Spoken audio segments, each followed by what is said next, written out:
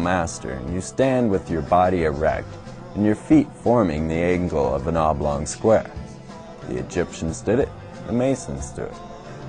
So you'll see here an oblong square at the Bank of America, and it actually shows the 3 different footing positions of the first 3 degrees, or the oblong square that is in Dell, or the winged oblong square of Sprint,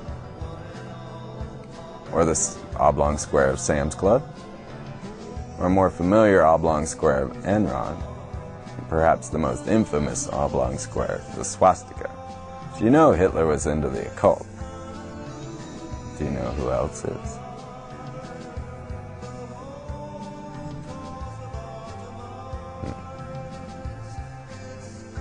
They say, to be one, ask one.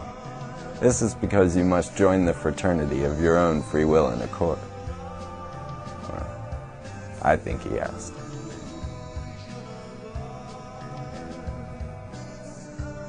So you're starting to get an idea who's running things around here?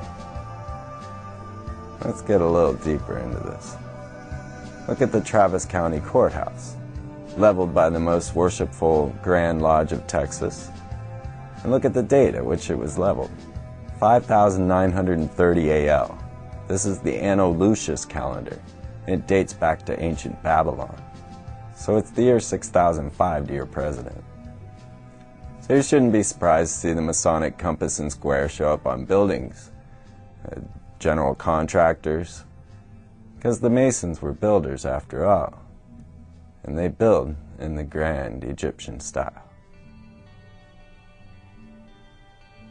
So when I got to the Philadelphia Lodge, I wasn't at all surprised to come across an Egyptian room.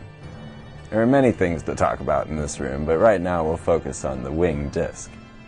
This was the winged son of Ra. It was a symbol to use to denote God, or the gods. And now, it's a symbol for pharmaceuticals.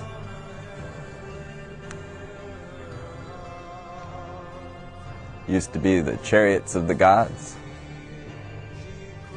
Now it's the chariots of man. Could it be Harleys in space? Or a variation on a theme, a winged square. Because it's said when you're a Freemason that you're a square man. You do things by the square. So you'll find the square of GM, the square of Wells Fargo, the square of Home Depot, or the square of American Express, or perhaps the swastika square of Chase Banks. Because the square was important in Egypt. The cube was a symbol of man perfected. A Mason would say that he is a perfect ashlar, a perfect spiritual being inhabiting a material body. And the cube is used in magic. The magician's altar was a double cube, a powerful symbol of control. So you see here the double cube of Chevron. Of course, have to see 3-dimensionally. Or perhaps the cube of Gateway, or the game cube.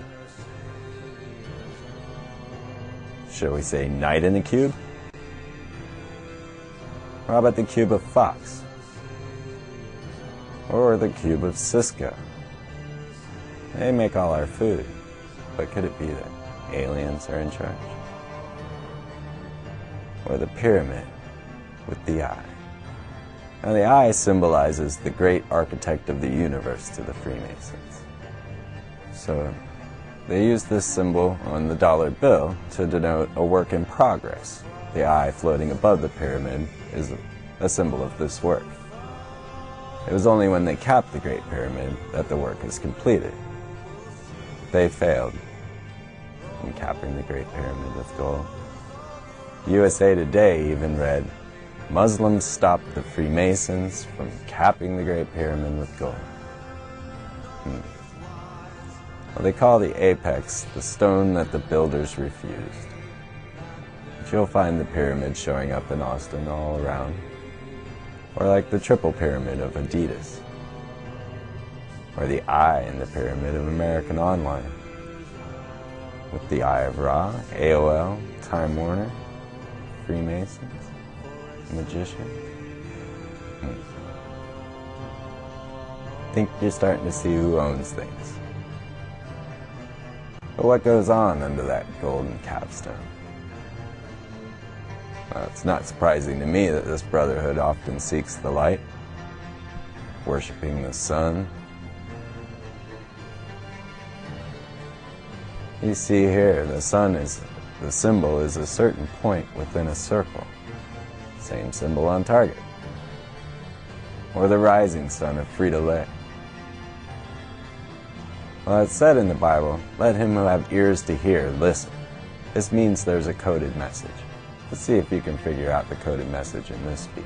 Oh, as the framers were crafting our Constitution, Benjamin Franklin was often seen in Independence Hall, looking at a painting of the sun low on the horizon. When at long last the Constitution finally was signed, Mr. Franklin said, I have often wondered whether that sun was rising or setting. Today I have the happiness to know it is a rising sun. Well, 2 centuries later, we know the sun will always rise on America as long as each new generation lights the fire of freedom. Our children are ready. So again, the torch is passed to a new century of young Americans. Young Americans.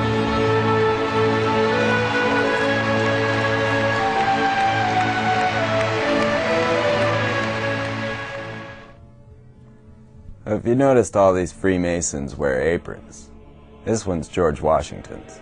If you see the 5-pointed star sitting there, and down below, the skull and bones. This was a symbol of the Templars, which is now a degree within Freemasonry. If you know anything about Templars, you know that they were into gold and arches.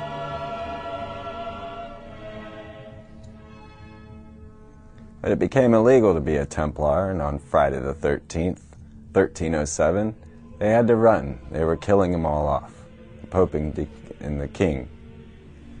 So they took to Ireland and started the York Rite of Freemasonry, and they took to Scotland and started the Scottish Rite. They also took to the seas, still flying their Templar skull and bones, and still after the gold. But yet another Templar symbol is the double cross. And I shouldn't have to explain that one, but you also shouldn't be surprised to see it here on Exxon. Because Masonic logos show up through corporate America and the world. They're all over. Take the compass square with the G, for example. Now, if you see here the camel standing between 2 pyramids with the Great Pyramid missing. Well, if you remember, the Kabbalah has to do with Hebrew, and the Hebrew letter G means camel. Or Phillips 66. 66 in the Magician's Dictionary is known as the number of the Qiploth, or the Great Work.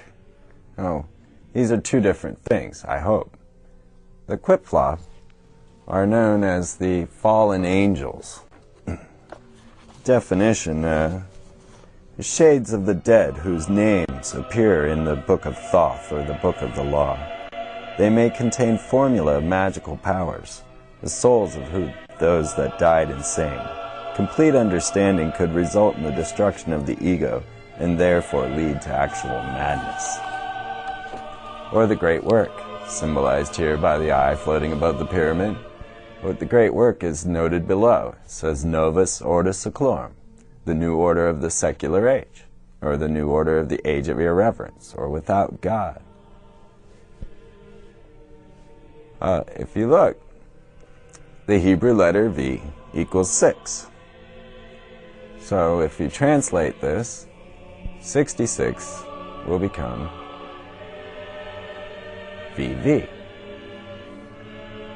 Or we know, W. I don't know why we call it a W and the rest of the world calls it a double V. I'm definitely not surprised to see a wing W. Or the VW, where if you look at it, you'll see that it's actually 2 V's interlaced.